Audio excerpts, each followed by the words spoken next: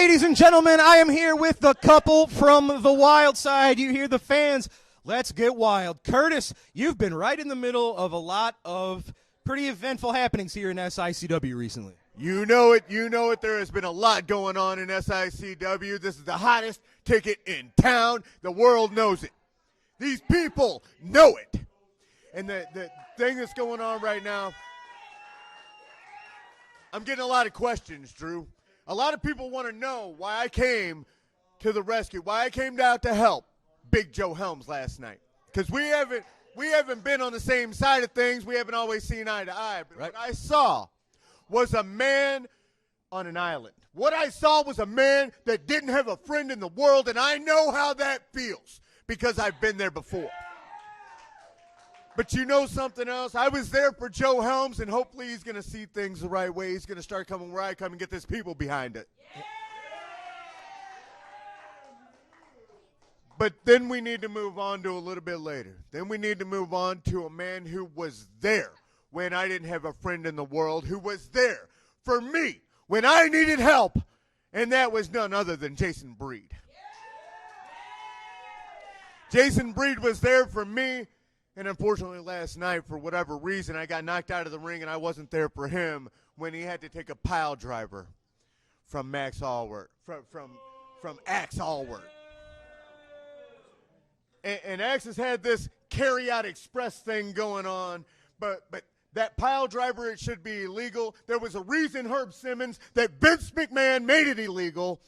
And I think that we need to really consider that people have families to feed. People have lives to live away from professional wrestling, and that pile driver is stepping over the line. It's sending people out on stretchers. It's going way past where we need to be going in this business. Well, there's a big difference, as I say. It's one thing trying to win a match, but it's really sobering sitting at ringside. You were in the ring when you're watching someone that you know and respect struggle to take a breath, struggle to move. It makes it a lot more serious than just getting a 1, 2, 3. I don't know if these fans saw it, but Jason Breed's eyes were rolling in the back of his head. Oh. This was legit. He started going into some convulsions until I got him some water. Jason was in a bad way, man. Jason was in a bad way. That's why I kind of lost it a little bit last night. I had to get some help out there. We had to take him out on a stretcher, and I've never really been in that position before where I was carrying a friend of mine out on a stretcher, and Axe did that. Axe caused that. So right here tonight in the main event, it is going to be Axe going one-on-one with the wild one. The volatile one. The Lion of the Lou. The Wolf of West County. The Spark of Forest Park. Axe, you're going to get carried out. Ladies and gentlemen, you heard him. That's your main event. Curtis Wylde taking on Axe Allwardt, trying to get a little revenge for Jason Breed. Well, folks, we've got to take a commercial break. When we return, we are going to take a trip to this week's Promoter's Corner, right after this. Ladies and gentlemen, it's your TV main event, set for one fall with TV time remaining. Introducing first, from Detroit Rock City, weighing 223 pounds, Axe Allwardt. His opponent is from the Wylde side, accompanied to the ring by WyldeFyre, Volatile Curtis Wylde. Referee Denny Thomas is in charge of this one. The bell has rung. All right, now, you know that if there's one thing Lucky P. Larson Esquire can't stand, it's a liar. Someone who doesn't tell the truth. Oh, you just heard Curtis Wylde out here saying how he came out to Big Joe Helms' aid last week. You tell me when he came out and got involved at all. He was nowhere to be seen when Kowalski was beating down Big Joe Helms. Nowhere to be seen. He's lying. Curtis, you know it, and I know it. Has this one under control to get it started. Yeah, that's what I figured. No response at all because you know I'm right.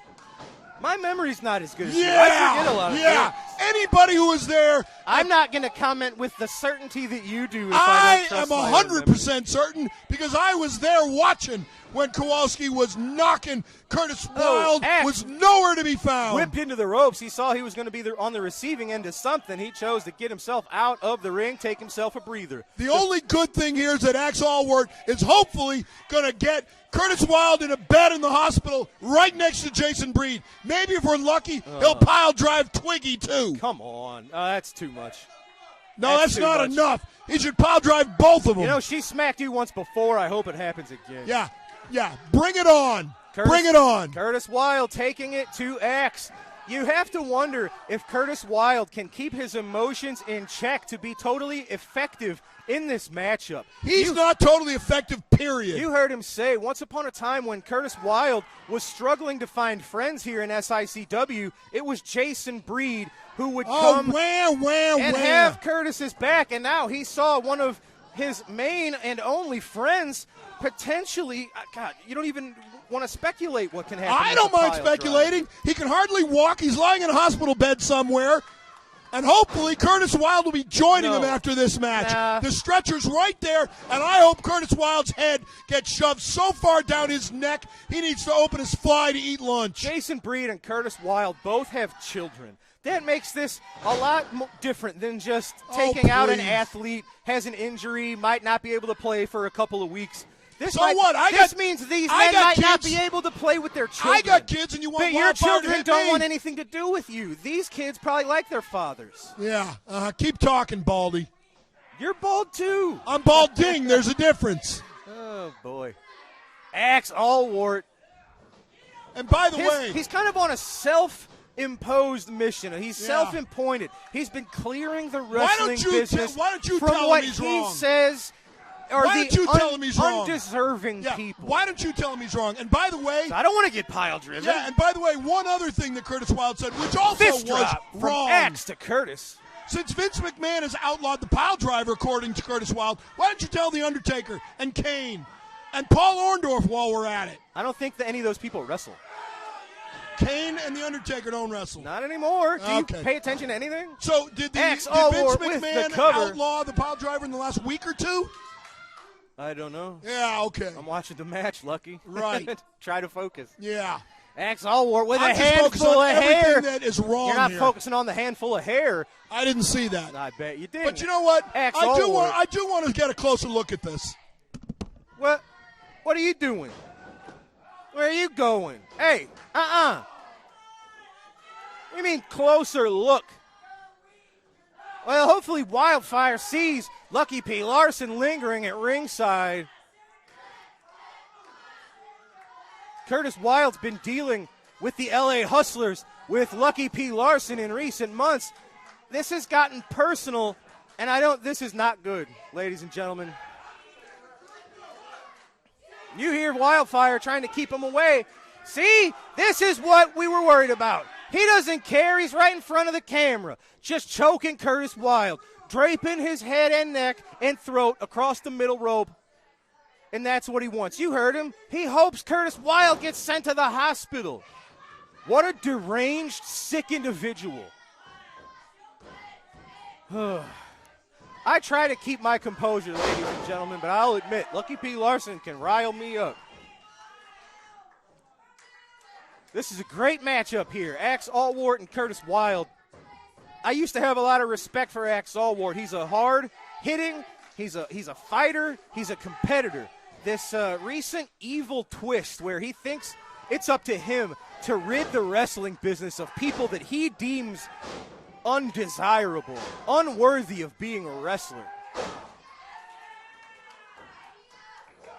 Both these men very experienced. Axe Allwardt's been doing this 22, 23 years. Curtis Wylde almost just as long. So these are two very experienced grapplers. To get one step ahead of the other, one of these men is going to have to show something a little different. Back elbow sends Axe to the mat. Now, what I mentioned earlier about Curtis maybe being too emotional, you wonder if the idea of his friend maybe being potentially dangerously injured goes for the cover. Axe out of there, I don't think before the two. And this Axe carry-out service, this gurney, he's been bringing out. this sort of bootleg stretcher. Lucky P. Larson, look at that. He couldn't help himself from getting involved. Tripping Curtis Wylde deliberately. I don't think he even cares that he just gave Curtis a win via disqualification. He was setting him up for the pile driver. This was his plan all along. No, don't do it. There he is. It's Big Joe Helms. It's Big Joe Helms chasing off Axe Allwardt and Lucky P. Larson, scattering like a rat. He is out of here. I think he left the building, ladies and gentlemen, and look at the look on Axe Allwardt's face. He looks like he's seen a ghost. He wants no part of Big Joe Helms. Ladies and gentlemen, I tell you what, Lucky P. Larson, he might have gotten a little more than he asked for here. He took Big Joe Helms for granted. Now Big Joe, I guess, is on the opposite side of the fence, and Lucky P. Larson is a lot of danger. Ladies and gentlemen, who would have thought you would see this?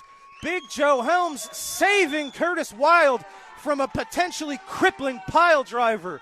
Ladies and gentlemen, what a sight. Curtis Wylde, Big Joe Helms seemingly on the same page.